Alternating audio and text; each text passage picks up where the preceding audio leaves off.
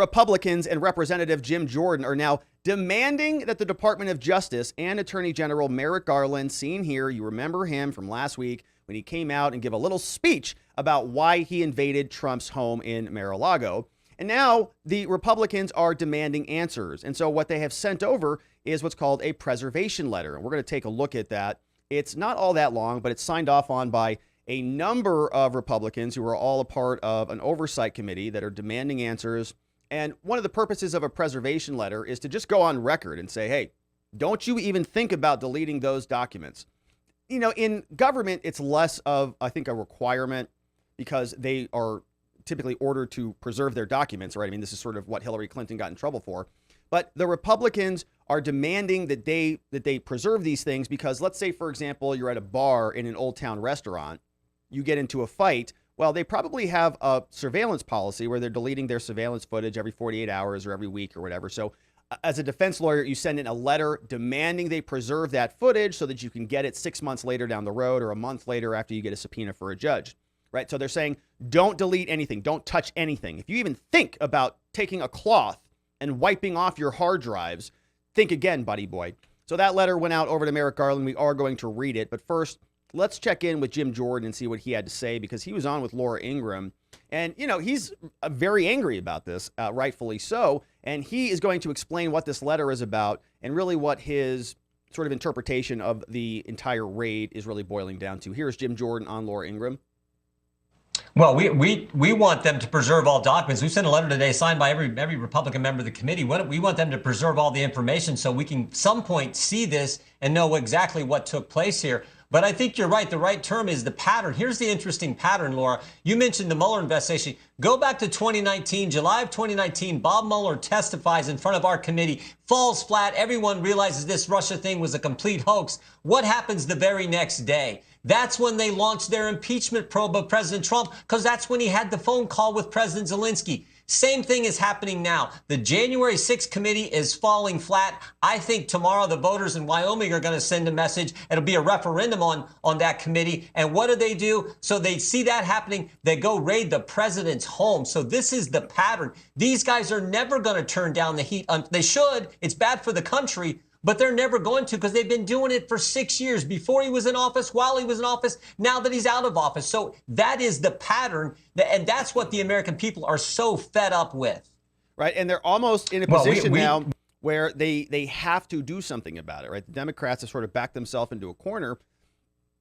One idea that we toyed around with was that maybe an off-ramp, a nice peaceful off-ramp for the DOJ so that things don't continue to escalate, would be to come out and to do the same thing that they did with Hillary Clinton, right? To come out, you bring James Comey out, or you bring FBI Director Christopher Wray out, you bring Merrick Garland out, and you do the same thing. You do the same litany that they did, right? You call it the Hillary Clinton rule, the FBI rule. If you delete emails or you do something with bad confidential rules or whatever, you don't get prosecuted because it would wreck the country to do that. Well, should they apply the Hillary Clinton rule to Donald Trump? I don't know.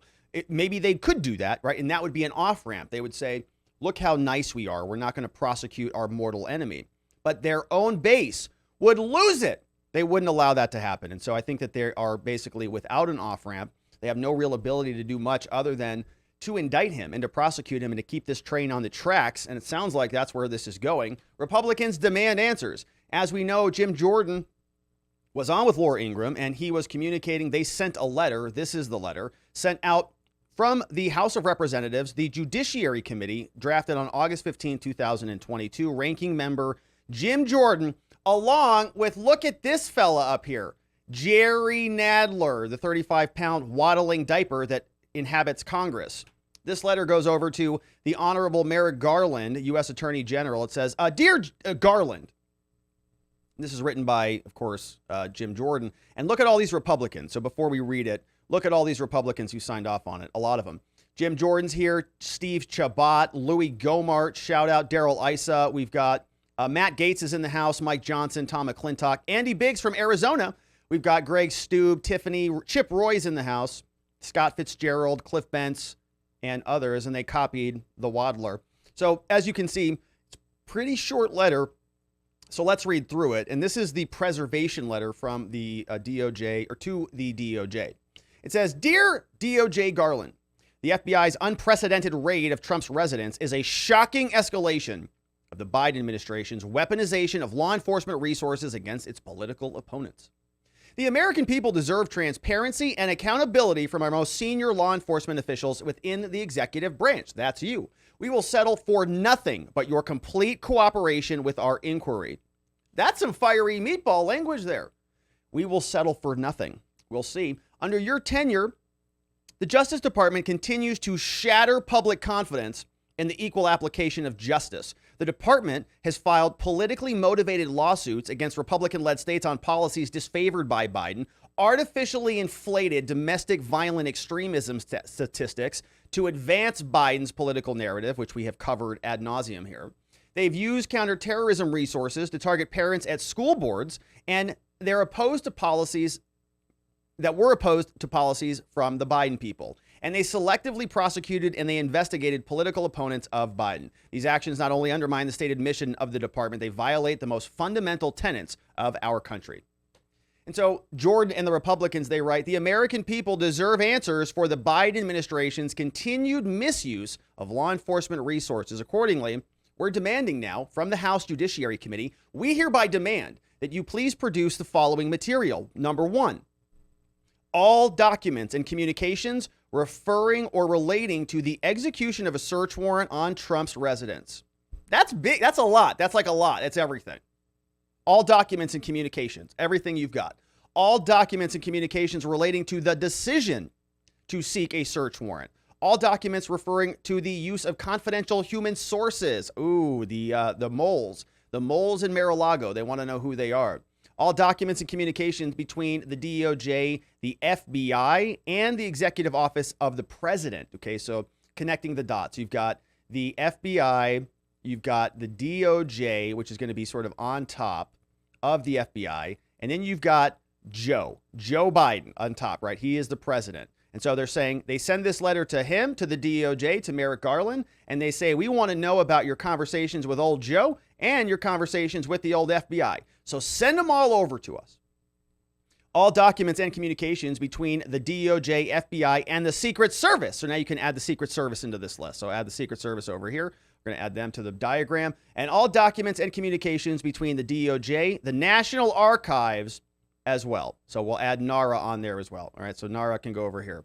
So we've got Joe, the DOJ, the Secret Service, and the FBI, 5 different entities that they want communications about. And they say, please provide this material as soon as possible, no later than August 29th, 13 days from now. In addition, please preserve all responsive documents in your possession or custody. Do not delete anything. You should construe this communication as an instruction to preserve all documents, including electronic information and metadata that may be potentially responsive to this inquiry. This instruction includes all electronic messages, anything on official or personal accounts, including records creating using text messages, phone-based message applications, or encryption software. So don't you dare delete anything. All right, we're coming for you hot. And we've prognosticated this for a long time now. The J6 committee going to be a lot of fun when it's in other hands, isn't it? For purposes of this request, preserve means take reasonable steps to prevent the partial or full destruction. Don't drop your phone in the toilet. Okay, testing, deletion, shredding, incineration, or any of this stuff. No negligence, no reckless handling that could render any of this stuff problematic. Preserve all compilations of documents that have already been gathered and anything that involves litigation requests. The Committee on the Judiciary has jurisdiction to oversee the activities of the DOJ and the FBI pursuant to Rule 10 of the House. So we have authority to come after you, boys and girls, and we're doing it. And you see it in this letter. So preserve all your stuff because we're coming in hot.